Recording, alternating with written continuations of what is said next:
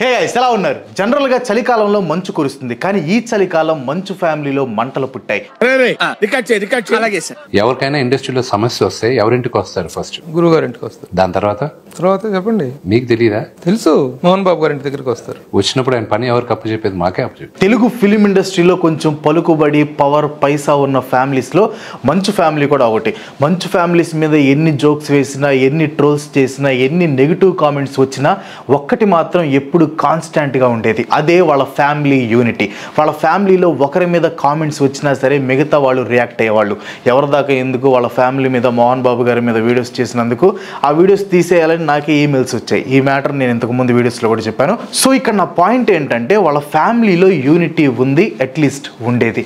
ఇప్పుడు ఆ యూనిటీ పోయి ఏకంగా ఎనిమిటీ ఏర్పడింది. ఏ రేంజ్లో అంటే తండ్రి కొడుకులు ఒకరి మీద ఒకరు పోలీస్ స్టేషన్లో కంప్లైంట్ ఇచ్చుకునేంత. సో మంచు ఫ్యామిలీలో మంటలకి కారణం ఏంటో ఇప్పుడు చూద్దాం. నిజానికి మంచు ఫ్యామిలీలో మంటలు ఎప్పటికిప్పుడు మొదలైనవి కాదు. మంచు మనోజ్ తన మొదటి భార్య ప్రణతి రెడ్డికి విడాకులు ఇచ్చినప్పటి నుంచి ఫ్యామిలీతో కాకుండా సపరేట్గా ఉంటున్నాడు. మనోజ్ సెకండ్ మ్యారేజ్ న్యూస్ బయటకు వచ్చినప్పుడు మంచు ఫ్యామిలీలో నుంచి ఎవరు పెద్దగా రియాక్ట్ అవ్వలేదు. ఇన్ఫ్యాక్ట్ మంచు ఫ్యామిలీ నుంచి ఎవరు ఈ పెళ్లికి అటెండ్ అవ్వరు అని అందరూ అనుకున్నారు. అయితే రూమర్స్ అన్నిటికీ ఫుల్ స్టాప్ పెడుతూ మోహన్ బాబు గారు ఈ పెళ్లికి అటెండ్ అయ్యారు.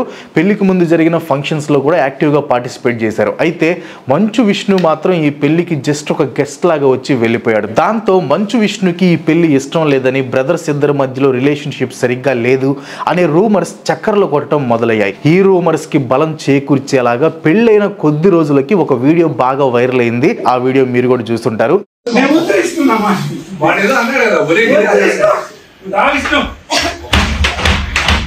ఇది ఇళ్ళకి వచ్చి ఇలా కొడుతూ ఉంటారండి మా వాళ్ళ బంధువుల్ని. ఇది సిచ్యువేషన్ అండి. ఈ వీడియోని పోస్ట్ చేసింది మంచు మనోజే.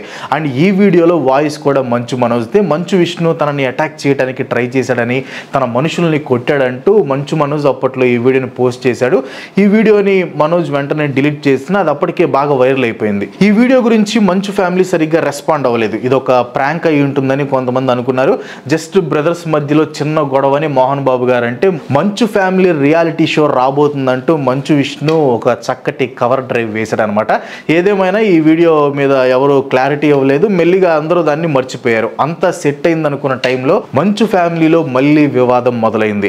డిసెంబర్ 8, 2024 రోజున మంచు మనోజ్ డైల్ 100కి కాల్ చేసి జల్పల్లిలో తాను ఉంటున్న ఫామ్ హౌస్ లో తన మీద దాడి జరిగినట్టు కంప్లైంట్ చేశాడు అనమాట. ఆ ఏరియా పహడి షరీఫ్ పోలీస్ స్టేషన్ కిందకి రావడంతో ఆ స్టేషన్ ఎస్ఐ వెంటనే జల్పల్లి ఫామ్ హౌస్ కి వెళ్లారు. కానీ మనోజ్ ఆ టైంలో ఎటువంటి ఫార్మల్ కంప్లైంట్ ఇవ్వకపోవడంతో ఇదంతా చిన్న ఫ్యామిలీ ఇష్యూ అని మీడియాకి తెలియజేశారు ఎస్ఐ.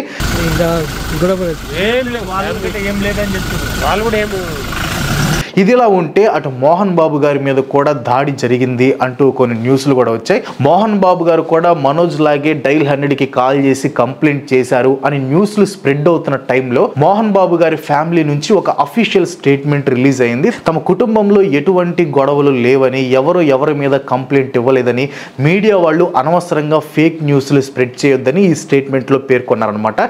ఈ స్టేట్మెంట్తో అందరూ కన్ఫ్యూజన్లో పడ్డారు. అసలు నిజంగా గొడవ జరిగిందా లేదా, ఇదంతా మళ్ళీ ఏదో ఒక పబ్లిసిటీ స్టంటా అనుకుంటూ ఉండగా డిసెంబర్ 8 సాయంత్రం మంచు మనోజ్ తన భార్య భూమా మౌనిక ఇంకా కొంతమందితో కలిసి బంజారా హిల్స్ లోని టీఎక్స్ హాస్పిటల్కి వెళ్లారనమాట. హాస్పిటల్ లోపలికి వెళ్తున్నప్పుడే మనోజ్ కుంటుతూ నడవటం కెమెరాలకి చిక్కింది. టీఎక్స్ హాస్పిటల్లో మనోజ్ కి ఎమ్మెల్సీ చేశారు. ఎమ్మెల్సీ అంటే మెడికల్ లీగల్ కేస్. ఏ డాక్టర్ అయినా ఒక పేషెంట్ ఎమ్మెల్సీ చేస్తే ఆ పేషెంట్ కి ఏర్పడిన గాయం లేదా అనారోగ్యం గురించి లా ఎన్ఫోర్స్మెంట్ వాళ్ళు ఎంక్వైరీ చేయాల్సి ఉంటుంది. హాస్పిటల్లో మనోజ్ కి సిటీ స్కాన్, అల్ట్రాసౌండ్, ఎక్స్రే తీసి మనోజ్ మెడ, కాలుకి గాయం అయినట్లు డాక్టర్స్ కన్ఫర్మ్ చేసి రిపోర్ట్లు ఇచ్చారనమాట. ఆ రిపోర్ట్ మీరు ఇక్కడ స్క్రీన్ మీద కూడా చూడొచ్చు.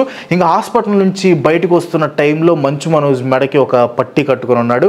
డాక్టర్లు 24 గంటలు అబ్జర్వేషన్ లో ఉండాలి అని చెప్పినా కూడా వినకుండా మళ్ళీ నెక్స్ట్ డే హాస్పిటల్కి వస్తానని చెప్పి ఆ రోజు నైటే హాస్పిటల్ నుంచి మనోజ్ డిశ్చార్జ్ అయ్యాడు. ఇదంతా జరుగుతున్న టైంలో మంచు విష్ణు దుబాయ్ లో ఉన్నారంట.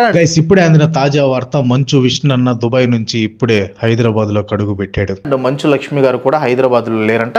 ఇంకా నెక్స్ట్ డే అంటే డిసెంబర్ 9న మంచు మనోజ్ పహడి షరీఫ్ పోలీస్ స్టేషన్లో తన మీద జరిగిన దాడి గురించి ఫార్మల్గా కంప్లైంట్ ఇచ్చాడు. డిసెంబర్ 8 తాను షూటింగ్లో ఉండాలని, కానీ తాను షూటింగ్ క్యాన్సిల్ చేసుకొని ఇంట్లో ఉన్న టైంలో 10 మంది వచ్చి తనను అటాక్ చేశారని, అటాక్ చేసిన తర్వాత విజయ్ కిరణ్ అనే వ్యక్తులు ఇంట్లో ఉన్న సీసీటీవీ ఫుటేజ్ని ధ్వంసం చేశారని మనోజ్ ఫార్మల్గా కంప్లైంట్ చేసి తన హాస్పిటల్ రిపోర్ట్స్ కూడా పోలీసులకి సబ్మిట్ చేశాడు. అయితే మనోజ్ కంప్లైంట్ ఇచ్చిన కొద్దిసేపటికే అందరికీ మైండ్ పోగొడుతూ మోహన్ బాబు గారు మనోజ్ ఇంకా అతని భార్య మౌనిక మీద రాచకొండ కమిషనర్ కి కంప్లైంట్ ఇచ్చారు. తన కొడుకు ఇంకా కోడలు ఇద్దరు నుంచి తనకి ప్రాణహాని ఉందని, తనకి రక్షణ కల్పించాలంటూ ఈ కంప్లైంట్ లో పేర్కొన్నారనమాట మోహన్ బాబు గారు. డిసెంబర్ 8న తన కొడుకు కోడలు ఇంకా కొంతమంది గుర్తు తెలియని వ్యక్తులు కలిసి తన ఇంట్లోకి చొరబడి డిస్టర్బెన్స్ క్రియేట్ చేసి వెళ్ళిపోయారని, అలా వెళ్ళిపోతూ మనోజ్ ఇంకా మౌనికకి పుట్టిన 7 నెలల పాపని వదిలేసి వెళ్ళిపోయారని కూడా ఆయన కంప్లైంట్ లో మెన్షన్ చేశారు. అంతేకాదు తన ఇల్లు ఇంకా ఆఫీస్ చుట్టూ మనోజ్ మనుషుల్ని పెట్టాడని, 70 ఏళ్ల వయసు ఉన్న తనకి రక్షణ కల్పించాలని రాచకొండ పోలీస్ కమిషనర్ కి మోహన్ బాబు గారు తన కంప్లైంట్ లో రిక్వెస్ట్ చేశారు. మోహన్ బాబు గారు డైరెక్ట్ గా మనోజ్ ఇంకా అతని భార్య మౌనిక పేర్లు మెన్షన్ చేశారు, కానీ మనోజ్ మాత్రం ఫ్యామిలీ మెంబర్స్ పేర్లు ఎవరివి కూడా తన కంప్లైంట్ లో మెన్షన్ చేయలేదు. అయితే మోహన్ బాబు గారు కంప్లైంట్ ఇచ్చిన తర్వాత మంచు మనోజ్ ఒక స్టేట్మెంట్ రిలీజ్ చేశాడు. ఆ స్టేట్మెంట్ లో తాను అనుకున్న పాయింట్స్ ని, తనకు ఉన్న క్వశ్చన్స్ ని క్లియర్ గా మెన్షన్ చేశాడు మనోజ్. అవేంటో బ్రీఫ్ గా ఎక్స్ప్లెయిన్ చేస్తాను చూడండి. ఫస్ట్ పాయింట్ వచ్చేసి తమ ఫాదర్ కంప్లైంట్ లో చెప్పినట్లు తాను ఎప్పుడూ కూడా కుటుంబ ఆస్తి కోసం ఆశ పడలేదని, నేను ఆస్తి కోసమో డబ్బు కోసమో ఈ పోరాటం చేయట్లేదు. ఎందుకంటే ఇది పోరాటం కూడా కాదు, ఇది ఆత్మగౌరవానికి సంబంధించింది. తాను ఇంకా తన వైఫ్ సెల్ఫ్ ఎంప్లాయిడ్ అని, వాళ్ళిద్దరి మీద మోహన్ బాబు గారు చేసిన ఎలిగేషన్స్ బేస్లెస్ అని మంచు మనోజ్ అన్నాడు. మోహన్ బాబు గారు తాను ఇచ్చిన కంప్లైంట్ లో మనోజ్ గత 4 నెలల నుంచి మాత్రమే ఫామ్ హౌస్ లో ఉన్నట్లు పేర్కొన్నారు. అయితే అది అబద్ధమని, తన తండ్రి కోరిక మేరకే తాను 1 సంవత్సరం నుంచి ఫామ్ హౌస్ లో ఉంటున్నట్లు మనోజ్ చెప్పాడు అనమాట. ఇది కన్ఫర్మ్ అవ్వాలంటే గత సంవత్సరం నుంచి తమ మొబైల్ ఫోన్ టవర్ లొకేషన్ ని చెక్ చేయాలని గవర్నమెంట్ అఫీషియల్స్ ని మనోజ్ రిక్వెస్ట్ చేశాడు. మోహన్ బాబు గారు తాను ఇచ్చిన కంప్లైంట్ లో మనోజ్ కి పుట్టిన 7 నెలల పాప గురించి మెన్షన్ చేశారు. మనోజ్ ఇంకా మౌనిక పాపని తాను అపాయింట్ చేసిన నాని దగ్గర వదిలేసి వెళ్లిపోయారని ఆయన కంప్లైంట్ లో అన్నారు. ఈ విషయాన్ని మనోజ్ తన ప్రెస్ స్టేట్మెంట్ లో ఖండించాడు. తన 7 నెలల కూతుర్ని ఈ మ్యాటర్ లో ఇన్వాల్వ్ చేయడం అస్సలు కరెక్ట్ కాదని, తన ఇంట్లో ఉండే నానీస్ ని మోహన్ బాబు పెట్టే టార్చర్ కి తన దగ్గర ప్రూఫ్స్ ఉన్నాయని, కావాలంటే వాటిని బయట పెడతానని మనోజ్ అన్నాడు. నా భార్య పేరు ఇంక్లూడ్ చేయడం, నన్ను తొక్కేదానికి నా 7 నెలల పాపని ఇంక్లూడ్ చేయడం, నా బిడ్డల ఇంట్లో ఉండగానే అలా బిహేవ్ చేయడం కరెక్ట్ కాదు.